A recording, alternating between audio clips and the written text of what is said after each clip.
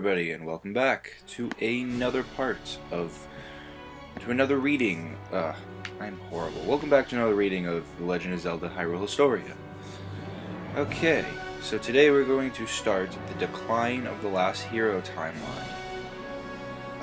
The decline of the hero and of Hyrule, it says it right there. Big text. Better than I could say it. Alright, let's begin. Of all possible outcomes, Link, the hero of time, faced defeat at the hands of Ganondorf. The thief obtained 3 pieces of the Triforce, transformed into the Demon King, Ganon, and continued to threaten the world in the future eras. The conflict surrounding the Triforce continued without end. The blood of the gods weakened, and the kingdom of Hyrule shrank to the shadow of its former glory. The Demon King obtains the complete Triforce. And we are focusing on, it's still the era of Hero of Time, Ocarina of Time. This is just an alternate storyline. The Hero of Time's defeat. Ganondorf the Thief. Oh, look at that. I was just wiping off, I'm discovering new things about this all the time. I was just wiping off, some hair on my gamepad. And if you touch the gamepad, you can move it around like this. I don't need to do this stuff. I can just do this nice and smooth. That's cool. So glad I know that. Learning new things every day, people. Ganondorf the Thief obtained the Triforce of Power and managed to get his hands on Princess Zelda. The Hero of Time Link challenged him to a battle that would determine Hyrule's very existence and lost. Beautiful illustration. Is there anything on the side? Just a little introduction here. The 7 sages seal away the Demon King. At last, Ganondorf found himself in the possession of the Triforce of wisdom and dealt with Princess Zelda, and dwelt within Princess Zelda, and the Triforce of courage that dwelt within Link. His true power achieved, he transformed into the Demon King. 7 sages of Hyrule, led by Princess Zelda, sealed Ganon and the Triforce in the Sacred Realm as a final resort, which probably wasn't the best idea. But what are you gonna do? Rivals embroiled in the conflict surrounding the Sacred Realm. We all recognize this little picture. And now we are entering A Link to the Past many years later. The imprisoning war. For a brief time, it seemed as though peace had returned to the kingdom. However, there were many who knew of the existence of the Triforce and the entrance to the Sacred Realm because of the events set in motion by Ganondorf. Their lust aroused, they rushed to gain access to the Holy Land in their quest to obtain the power of the gods. Little did they realize that the Sacred Realm had been transformed into the Dark World by Ganondorf's evil heart. None returned from their adventures, instead only the power of darkness flowed forth. The Knights of Hyrule. The Knights of Hyrule are a clan that protect the royal family. Their members descended from the hero who governed the Crest of Courage. The legend has it that the hero will one day reappear within their ranks. Looking back through the ages, it is possible that Link, the hero of time, was once a Hylian knight himself. This may be the reason his mother became embroiled in the fires of war. So now we know a little more about that. The King of Hyrule ordered the 7 sages to seal the Sacred Realm. The Knights of Hyrule guarded the sages as they offered up their prayers, but demons descended upon them from within the Sacred Realm, and a fierce battle unfolded in which a majority of the combatants were killed. The entrance to the Sacred Realm was sealed once again, tight enough that it should never have been reopened. Yeah, that's cool stuff, man. Let me just make sure there's nothing on this side that I missed. No. Oh wait, I have to do this. It's faster. Yeah, look how much faster that is. Alright, there's Zelda from the Link to the Past Zelda right there. Right there. The Princess Zelda. In her veins flows the blood of the goddess Hylia. Yes, it does. Yes, it does. Pretty young woman. The Hylian bloodline weakens. Until the era of the Hero of Time, the Kingdom of Hyrule was mostly inhabited by the Hylian people, whose existence was linked to their goddess Hylia. Hylians possessed a special power. It was said that their long ears allowed them to hear the voices of the gods. However, the kingdom fell into ruin during the imprisoning war, and the bloodline of the Hylians weakened with the ages. Until their existence was not but a thing of the past, the sage's power also waned, and Hyrule, once called the kingdom of the gods, became nothing more than an ancient legend. Doesn't it always? And once again, I just realized now I'm not planning my pages. Probably gonna end up reading till 110. I don't know. The Princess of Light and the Knight's Descendants. Aghanim, a priest of darkness who plunges Hyrule into chaos. In truth, he is an offshoot of Ganon, sent forth from the Dark World. Oh. Princess Zelda, in her casual dress. The Princess of Hyrule, and one of the maidens whose veins carry the blood of the sages for generations, her line has possessed a mysterious power. The Priest's Plot. The power of the Triforce and the blood of the Hylians continue to wane. Though the power, Hyrule remained at peace. I'm sorry if I do that. That's gonna happen. I'm sorry. That is, until the appearance of a man who sought to break the seal on the Sacred Realm, which had been transformed to the Dark World. He was a priest who was sent by the name of Aghanim, and he wielded powerful magic. Aghanim sent the king to an early grave, putting the soldiers on the kingdom under his spell. He kidnapped the maidens in whose veins flowed the blood of the seven sages. One by one, he sacrificed the girls, sending them to the Dark World, and was about to offer up Princess Zelda as well. Death of the King of Hyrule. Aghanim the priest. Princess Zelda calls for help. There's Link to the past. He's hearing Zelda's voice in his dream. Princess Zelda, imprisoned in the dungeon, sent out a telepathic cry for help. It was the young boy, Link, and his uncle, who lived together near the castle, who heard her plea. The two were the last surviving members of the Knights of Hyrule. In order to rescue Princess Zelda, Link's uncle entered the castle. However, he was defeated by the guards and entrusted his sword to Link, who followed after him. The surviving Knights of Hyrule. Link and his uncle are descendants of the Knights of Hyrule. Link, said to be one of the last surviving knights, possesses the qualities of a mythical hero.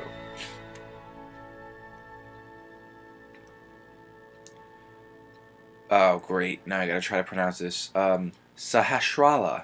I hope that's right. An elder of Kakariko village, Sahasrara is a descendant of the Seven Sages. He is well versed in the legends of Hyrule and aids Link on his adventure. The Moon Pearl. A jewel that repels magic. It protects the bearer from the evil power of the Demon King who controls the Dark World, and prevents any transformation to the bearer when they cross into the Dark World from the Light World. The Magic Mirror. A clear blue, beautiful mirror. It can be used as means to return to the Light World from the Dark World. Rescuing Princess Zelda. Link rescued Princess Zelda from the dungeon and escaped to the sanctuary using a hidden passage. The loyal sage at the sanctuary agreed to shelter Princess Zelda, and Link left on a quest to seek the Master Sword that he would need to defeat Aghanim. Link paid a visit to the sage Sahasrara and obtained the Pendant of Courage. He then had to acquire the other two Pendants of Virtue in order to prove his worth as the hero, the one capable of wielding the Master Sword. Cool. The Path to the Dark World. Aghanim sent 7 maidens in whose veins flowed the blood of the sages to the Dark World. This opened the passage to what he would once have been the Sacred Realm. Those who stepped on the magical warp tiles that served as entrances to would be to the lost. Gotta understand, I just woke up and this is the only time I have to record this. Let me start over.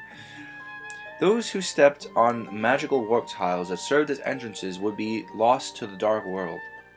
Transformed into demons, Link, who possessed the qualities of the hero, did not become a demon, but instead turned into an animal, in this case a pink bunny. He managed to obtain the Moon Pearl, which prevented him from being transformed while in the Dark World, and the Magic Mirror, which allowed him to return to the Light World.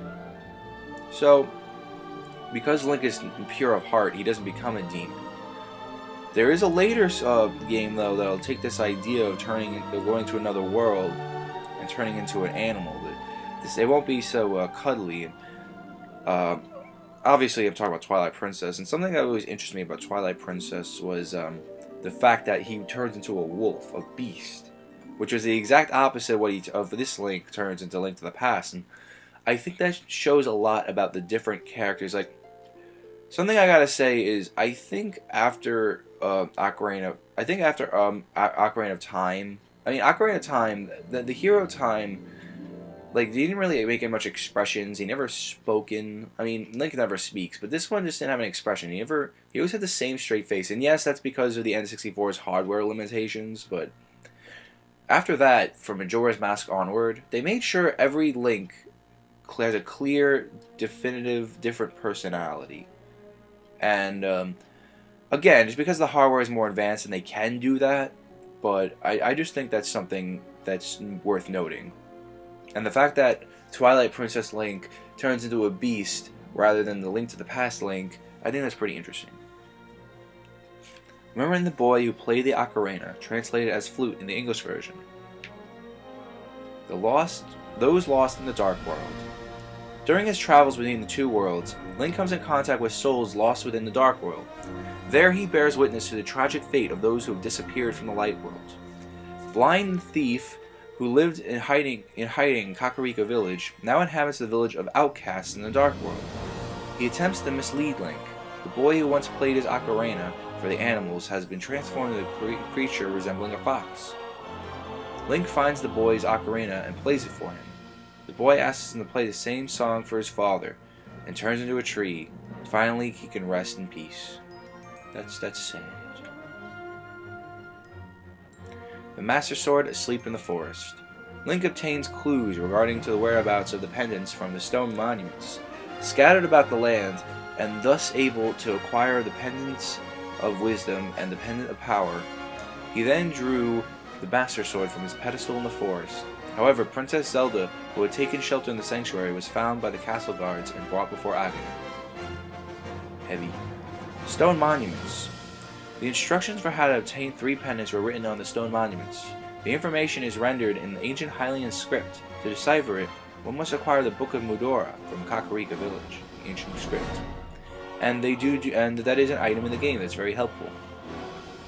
The Lost Woods. The Master Sword was once stored within a temple, but the temple decayed and turned into the forest. Yep, it sure did. The Master Sword stayed upright, noble. The seal of the 7 sages is broken. Link entered Hyrule Castle only to see Aghanim and Princess Zelda to the Dark World. Did it again. Right before his eyes. The seal of the 7 sages had been broken. Link took on Aghanim, managing to corner the priest, but was pulled into the Dark World. At last the seal in the Sacred Realm had been broken, and passage to the Dark World had opened in Hyrule Castle, the Pyramid of Power. The Pyramid of Power. An enormous structure at the heart of the Dark World, its location parallels that of Hyrule Castle in the Light World. The Light World, the Surface World. A world of life where the people of Hyrule dwell. Hyrule Castle stands at its center. It was created by the hands of the gods, its soil abundant with plant life and water. How beautiful. I always liked the moat around Hyrule Castle. I thought that was more appropriate than the 3D games let on. Just saying. The barrier around Ganon's Tower. A fierce-filled barrier was erected around Ganon's Tower to defend it against intruders. Rescuing the maidens. We are in the era of light and dark, by the way, just so you know. Rescuing the maidens. If a If the passage to the Dark World were to widen, the Demon King Ganon would emerge into the Light World once again. The only way to prevent this was to defeat Ganon and take back the Triforce. Link traveled back and forth between the worlds, his first task rescuing the maidens that would have been sacrificed to the Dark World. He saved Princess Zelda last. The princess succeeded in breaking the barrier around Ganon's tower using the power of the sages. Link then defeated Aghanim, who attempted to block his path, and made his way toward Ganon. The pyramid was now set to serve as the site of the decisive battle. Another decisive battle, I should say. The battle with Ganon. Look at Link, he looks cool. The final battle in the pyramid. Ganon, in the form of a demonic pig, pressed his attack, wielding dark magic and three-pronged trident.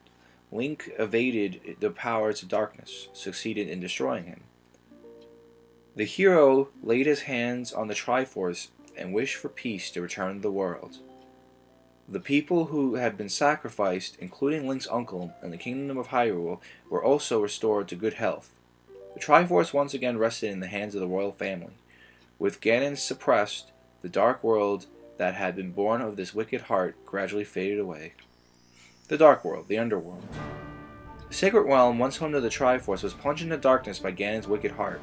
It could also be thought of as the Underworld counterpart to the Light World. And you know, one thing I was glad about the timeline, making this defeat timeline, was I always thought that it was stupid that the sages would go as far as destroying their sacred realm by throwing their problems into it and not taking it head on. But now I see it was a desperate attempt. If the hero of time couldn't do it, then no one could. And that's really helpful to understand. The era of light and dark. We're now in the Oracle series. Oracle Seasons, Oracle Ages. Oracle of Seasons came first. Which is why I have both the games on my 3DS and I played them, made sure I'm playing them in order. I don't know, it's just me. You don't have to, it's just me. Twin Rova. These witches raised Ganon back when he was known as Ganondorf, the Thief. They worship Ganondorf as the Demon King Ganon and plot to resurrect him. No wonder why Ganon did what he did. His mother spoiled him. Link's trials. Putting his affairs in order, Link set off on a journey to further his training. Following his departure from Hyrule, Link encounters new allies such as Ricky the Raccoon, the Kangaroo, and Maple the Witch. These guys are really cool. I love Ricky. He's awesome. What else is there? The Maku Trees. Giant sacred trees that protect the lands of Holodrum and Labrina. Yeah. The tree in Holodrum takes on the appearance of an old man who can frequently be found dozing off. And the tree of Labrina looks like a young girl. Once Link gathers the essence of nature and the essence of time, the trees entrust him with a huge Maku seed capable of destroying the barrier of darkness. Indeed. Twin Rova's tricks. The twin witches known as Twin Rova were plotting ways to perform the ceremony that would resurrect the Demon King. For the resurrection ceremony to occur, it was necessary to light the flame of destruction, the flame of sorrow, and the flame of despair. Derived from the chaos, sorrow, and the hopelessness of humanity. They would also need to offer up a sacred sacrifice in order to obtain the flame of destruction and the flame of sorrow. Twin Rova sent Onyx, the general of darkness, to the land of Holodrum, and Varon, the sorceress of shadows, to the land of Labrina.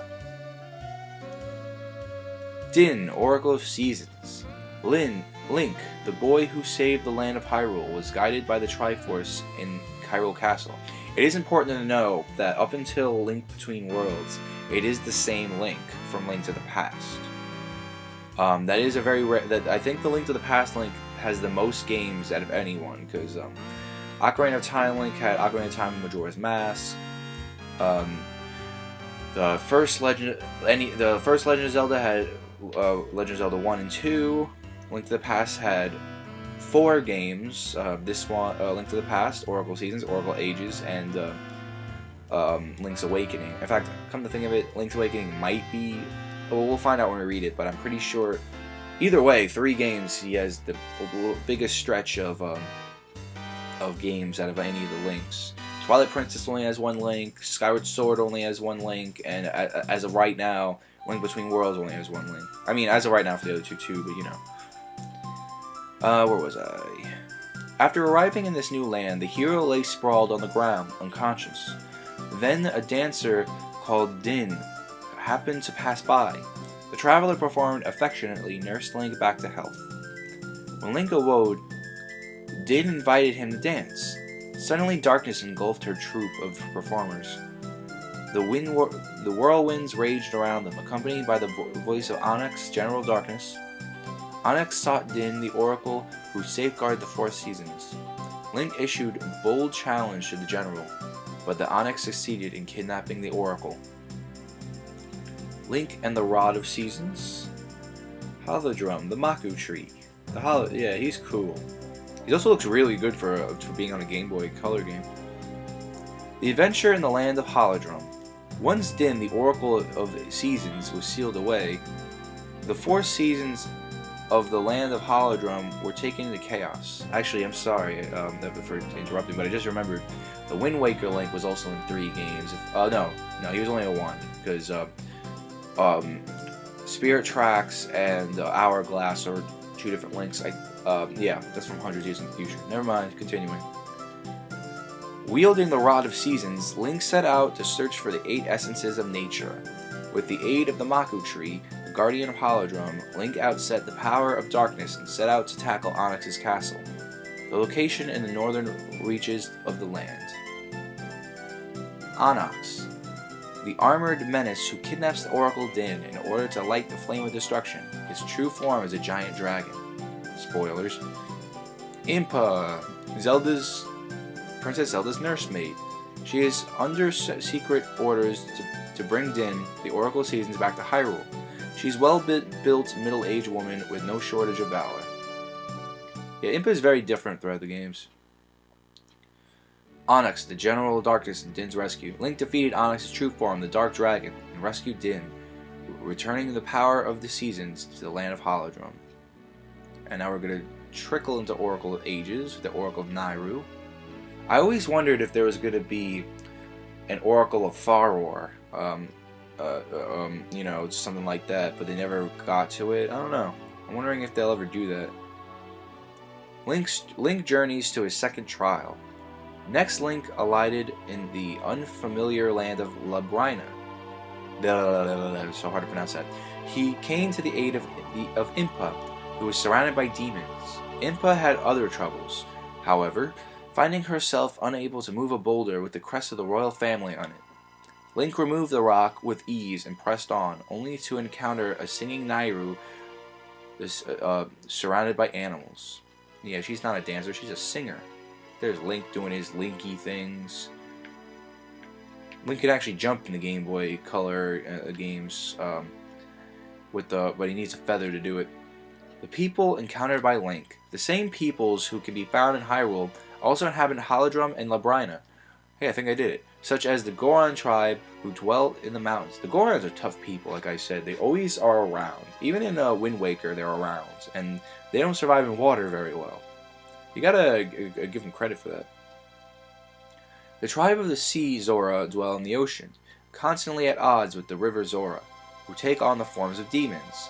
Ever since their king succumbed to a sudden illness in the distant past, ages have elapsed without a tribe appointing another ruler.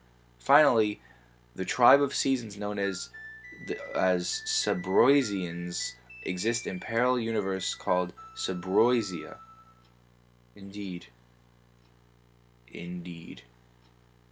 Yeah, as you can see, the Zora tribe have more of their look in the N64 games and onward. Something I wish this book explained more about was how they switched between that demon look to that more fishman look, like this woman there, even though she's not a Zora. She might be, who knows. The 3 oracles. Yeah, there are 3 oracles. There are 3 oracles, each sharing a name with the goddess who created Hyrule. Din serves as Holodrum's Oracle of Seasons. Nayru serves as Labrina's Oracle of Ages. And Faror, Oracle of Secrets. Oh, I guess, keep in mind, I never finished the Oracle series, so I didn't know. Makes her home in the hole secrets makes her home in a hole in the Maku tree. Taking into account the fact that Link was guided to these worlds by the Triforce, one could not be faulted for thinking that the gods of creation might have some connection to these events. Okay, so 4 does, but my point still stands. They could have made a whole game based on this oracle. Just have 3 chapters, but I guess what are you gonna do? Nayru, the Oracle of Ages. A sudden darkness fell upon them, and Varen, the Sorceress of Shadows, appeared from within Impa, taking control of Nayru's body. In truth, Nayru was the Oracle of Ages, who governed the passage of time in the land of Labrina. The Oracle, now possessed by Varen, vanished. Oh no. Adventure in Labrina.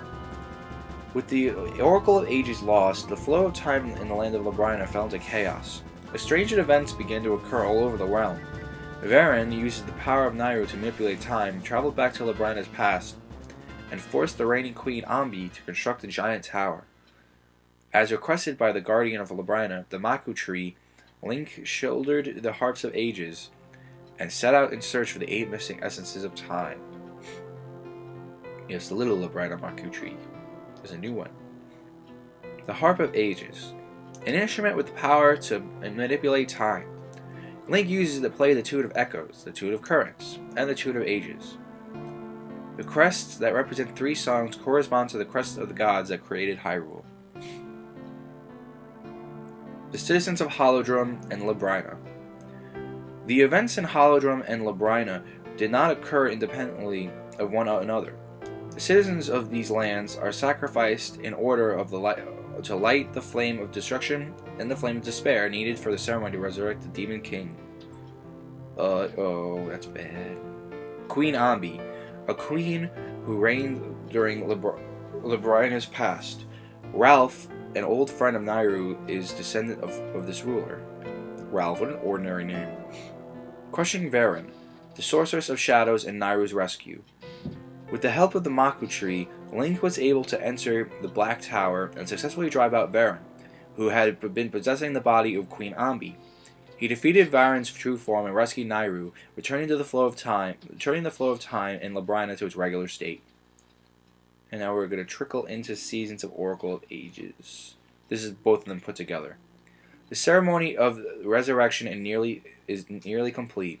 Twin Rova, who had lurked behind the scenes in Holodrum and Labrina, pulling the strings, managed to light the flame of destruction and the flame of sorrow. All that remained was to kidnap Princess Zelda and light the flame of despair, using the princess as a sacred sacrifice. They attempted to resurrect Ganon. Come to think of it, I'm sure they just made Oracle Seasons of Ages 2 separate games because the Game Boy Color cartridge couldn't handle that all. Just a thought I just came up now, so maybe it was all just meant to be one game, you never know. The ceremony of the resurrection and the Demon King's revival. Link borrowed the power of the Oracle of Seasons and the Oracle of Ages and threw upon himself the ceremonial altar. He cornered and defeated Twin Rova, but the Twin Witches sacrificed themselves to resurrect Ganon. Because the ceremony had not been completed, however, Ganon returned as witches, as a witless demonic beast. Link brought down the rampaging Demon King and rescued Princess Zelda, restoring peace to the lands of Holodrum and Labrina. Bidding a final farewell to all the people he had met during his travels, Link boarded a ship and set out for the next land in which he would train. Basically, Link is getting guided by the Triforce to start fixing things up, because everything turned to chaos and destruction because they had to seal Ganon in the Dark World and everything. And sacredness was lost in Hyrule and all that. And Ganon, because he wasn't correctly resurrected here, became just a beast without a mind. A future within a fleeting dream. We're now in Link's Awakening, which is one of my favorite Zelda games. It used to be my favorite Zelda game, but that always changes in my Zelda adventures. Right now, my favorite is Wind Waker, but I don't know. My favorite Zelda game tends to travel a lot. Marin and Terran. The residents of Mabe Village on Koholint Island. Similar characters also appear in Holodrum and in Hyrule during the era of the Hero of Time. Terran and Marin may be the product of Link's memories of Malon after his father Talon of Lon Lon Ranch. Yes, indeed. See? Same guy, pretty much. The not Mario. A raging storm besets Link. While in the midst of journeying back to Hyrule by boat after finishing his training, during the voyage, he was caught up in a storm that sank his ship. Upon regaining consciousness, Link found that he was washed ashore on the island called Koholint. The mysterious island. Link was rescued by a girl named Marin, who lived on the island. He woke up in a house belonging to Tarin, where the two made their home. Though Link attempted to leave the island, the citizens insisted that there was nothing beyond the ocean. The Owl. An owl frequently appears before Link, guiding him on his journey. It is actually a manifestation of the Windfish's consciousness. Ooh, interesting. The instruments of the Sirens. There are 8 instruments in all. The Full Moon Cello, the Conch Horn, the Sea Lily's Bell, Sorry, I'm trying to multitask here. I'm trying to get some information up that I'm going to talk about in a little bit. The Sea Lily's Bell, the Surf Harp, the Wind Maramba, the Coral Triangle, the Organ of Evening Calm, and the Thunder Drum. They are each located in a different part of the island and guarded by the demon. And yeah. So, instead of collecting sages, this Link is collecting instruments in which to wake up this big egg on top of the island. I'm sure they'll explain that, but yeah, you know. You know. Attempting to escape from the island. The mysterious owl that appeared before Link informed him that the only way to escape the island was to awaken the Windfish, who lives in an egg. As he collected instruments of the Sirens, Link uncovered a shocking truth. The world in which he found himself existed within the Windfish's dream, and the waking Windfish would cause the island to disappear in a stream of bubbles. The demons has attacked Link in order to preserve themselves and the existence of their island home. And that was really cool about about this game that I really enjoyed. I thought it was a very well done story. And one thing I liked was Link met so many friends here, and he has to struggle with the fact that if he wakes the Windfish for him to leave, all these people will be gone. And the Windfish is so powerful that his dreams itself becomes reality. Sorry about that. I had to something came up. Got a lot of these beautiful illustrations. The Windfish. Haunted by nightmares, the spirit continues to sleep. His outward appearance resembles a whale. Koholint's island vanishes. Link successfully gathers the instruments of the Sirens, standing before the egg in which the Windfish slept. The hero was forced to make a bitter decision. The only traces of Koholint Island existence now remain in Link's memories, and the awakened Windfish flew off into the sky. Though Link, the hero, had once rescued Hyrule, it came to pass that he was also responsible for the annihilation of the Dream World. He set sail on another voyage, and his further whereabouts are unknown. Let's see. So, let me just make sure. We'll probably end up stopping here. Yeah, we're gonna stop here. But before we go, this is the point of the timeline where Link Between Worlds takes place. I might be cutting it a little close. I might be cutting it a little off because there's also the other bit that I didn't read yet before Twilight. We get to Twilight Princess, but I'm pretty sure this is where this should be where we left off. Should be where Link Between Worlds is. So I'm going to do the best I can to explain this. I don't have a book to guide me, but I played the game all the way through. Had a lot of fun with it. It's a fantastic game. So here we go. This is my best sporting chat. Okay, so The game takes place in Hyrule after the hero returns many years in the future. Um, darn it, here I go already. I'm screwing up already. We found basically in Link Between Worlds, they found a parallel. There is a parallel world known as Lorule. Ha, get it? Hyrule, Lorule, with a Princess Hilda. Yuga, theoretically coming from this world, wanted to take his hands on the Triforce, and in order to do that, he attempted to take over the land of Hyrule by turning the sages and including Princess Zelda into paintings and drawings, because he could take people and put them on the walls and turn them into paintings. Link, meeting a mysterious person named Ravio, gave him this bracelet that instead of becoming permanently a picture, he could turn back from a picture to human at will and move around the walls. He could through little cracks in the ground caused by Yuga's transferring from Lower to Hyrule. There was an earthquake that caused little cracks go between these worlds. Lorule got a bigger earthquake and there was big lines in between sections of the land, causing Link having to go back to Light World to get to those sections. Link ends up getting the 7 sages back, and they deemed him worthy and gave him the Triforce. Link, returning to Lorule, finds out that Princess Hilda actually was working with Yuga,